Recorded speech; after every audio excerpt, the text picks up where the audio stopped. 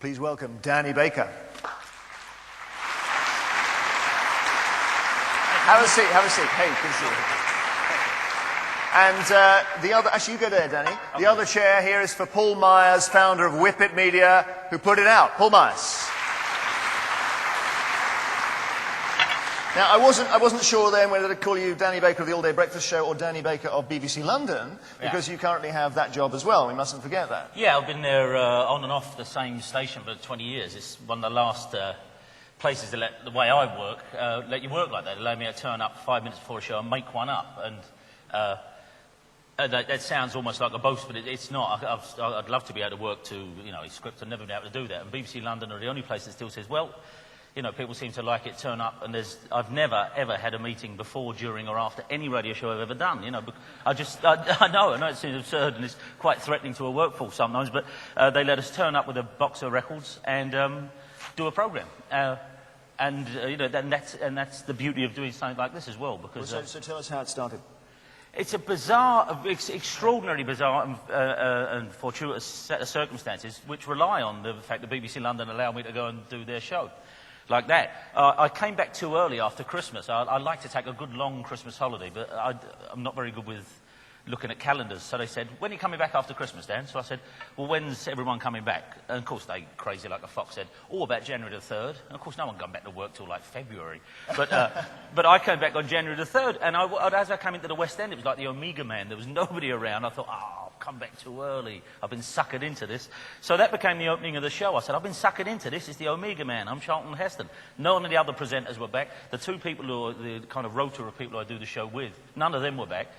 So it's an old trick, and I started the show, and I said, if you do happen to be in the West End right now, if you want to come and do the show with us, then, breeze past security and say it's okay. So two people turned up in the next 10 minutes, and the first one was, he had an eye for the main chance. He had one of those voices. Dan got an email here, crazy name, and I thought, you're no good. And then Paul walked in. And this fella, I thought, hello, he's very laid back, very cool, very very like Van Morrison around 1971. It was all in his favour. And he was really good. And I said, what do you do? And he said, I run a download company. And I said, like LimeWire, a few of them illegal. They said, no, we're straight, we're a good one. So I had some fun getting his name wrong and all of that. And he went out, and my producer just Googled him. He thought he was good. And it turns out he's like one of the few genuine internet millionaires. So I thought... The next day, I said, that fellow we had yesterday, it turns out he wasn't a listener. We should have been nice to him. And he got in touch, and I said, he could have took us away from all this. And I'm genuinely kind of just being, pixie-ish. And I said, he could have took us away from this. We could have started our own, because that's what's happening on the internet now and all of that, and being dopey about it. And he sent one-line email through saying, if you're serious, we can all make a tidy sum here, which is, for some reason, that spoke to my depths. And tell us that's how we met. That was genuinely how it came about. So from your point of view, you go in and you think this is a podcast that just hasn't got it onto the pod yet. Dan does a brilliant radio show which reaches an amount of people that are within tuning distance of London between 3 and 5. More than the Panorama podcast, is what you're saying. Possibly. But obviously, if we can stick it on something where someone can listen to it at any time, wherever they are, whatever they're doing, it just opens it up to to many more people. It just so happens that we've got a business that can do exactly that, and things sort of fell into place.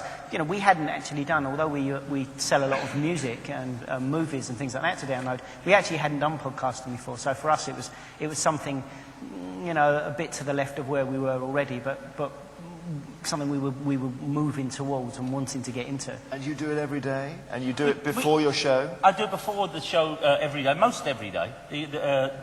We've mainly been sort of 4 days a week, 5 days a week. It depends. If I've got something to do, then we say there's no show tomorrow. Because of the nature of it, and it goes up quite late at night, it's not like you miss it. As I say, like a radio show in a fixed place, people miss it. But people tend to think, OK, it's not there yet in the terms of that. So it's not like 4 consecutive days over a week. Who knows how people listen to it in sections. They listen to it on the way to work and a bit here and a bit there, which of course they couldn't do with a live radio show. So that's in its favour. You don't always have to be there same time every day.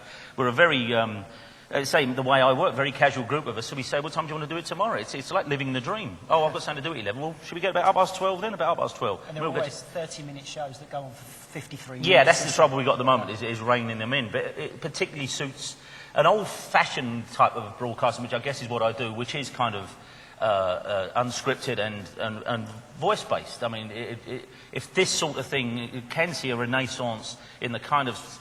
Well, the way that commercial radio, particularly on the tried to suffocate radio, I always think, in terms of, narrow broadcasting and just, less talk, more rock, or whatever it is. And I just think that cynicism, which has tended to dominate radio and smother it for too long, at the expense of just, either, hopefully quite stimulating and invigorating speech. But that's getting less and less, certainly in London. And I don't think it's so much of a threat, if a threat this be to regular radio, to the BBC as much as it is to the kind of incessant commercialism of commercial radio. Can I just ask you about the numbers? This is the crunch, isn't it? How many people download it every week? We've had something like that, 270,000 downloads so far. And they each pay how much? Not at the moment, they don't pay anything. It's free at the moment. But we don't know what Whippet do. Not Whippet, sure Whippet. We don't know what iTunes do. We've no idea. iTunes work in their own way, and you've no idea. I don't know idea. I went on iTunes last week and I had a look at it. It looked free to me on iTunes. So yes, it is, but we don't know how many downloads we get through iTunes. Right. And stuff. So you are, what's the next step? 20p a time or something, or what? It's probably going to be £2 a week. Probably £2 a week for 5 shows. We try and keep it the same price. That's £400,000 a week, is it? Oh. That's more than BBC. Is that? Sorry, I thought I was doing that inwardly. Does that start to compete with your BBC London? It's financially the BBC isn't no, because BBC London, BBC Norwich, no matter what, they're on that same kind of budget, which is, the counterbalance to the freedom I get. I mean, I'm never able to do that on 2 or on 5. Having been fired from 5 many times, I don't think I'll be going back there. But I mean, it's not perhaps so much for me, but for the people I do the show with, you heard David Quoder and Amy LeMay and Balin Leonard. I mean, they're paid £50 for doing a 2-hour radio show, a big successful Sonny Award-winning radio show in London. And without being, making that the focus of this, that's not right. That's not even, after agents and all that, they get about 35 quid. So coming in to do the show for me for these last few years, this should be a big payoff for them, and quite rightly so. So tell us what the BBC has said or done about the fact that you've chosen not to do a BBC podcast. I didn't choose not to do it. I was never asked. I wasn't asked. And here's the thing. I mean, after Paul said, yeah, you should do this, a couple of people said, go on, just try it, because believe me, I didn't have a burning ambition to do this. For me, it's another microphone. I mean, it's quite exciting to know we've been, 6 of the 7 continents now we've had emails from. We get incredible, don't make you feel bad, we get an incredible amount of emails. We really do. An extraordinary amount. But I didn't see it as that. And I must say, we did a 30-minute, what was going to be a demo, and I said, as long as I can put my hand up at any point and say, stop, because this ain't working. Because obviously we don't take live calls, but people are good enough to put their phone on, so we call them back during the day, and it kind of works at the moment. And we put this thing out, this for all intents and purposes demo, with absolutely no publicity. And it went in iTunes. We said if it makes iTunes, because Paul was good enough to feature it in Whippet, of course, but it went iTunes at 34, 24, 20, 17, 12, 11, 10, 9, 8, 7, 6, 5, 4, 3. And we were looking down on Borat 1 and many Radio 2 ones and Radio 5. And I thought, oh, well, that's good. That's an endorsement. People are listening to it. It's a hit. And then you do start to think, this isn't just some kind of vanity project. It can work. And lots of people who used to listen to my shows over the years who now are all over the globe and stuff, I'll get in touch and say, oh, I don't know how they found it, but that is the beauty of the internet, of course. It only takes one link to go all the way around.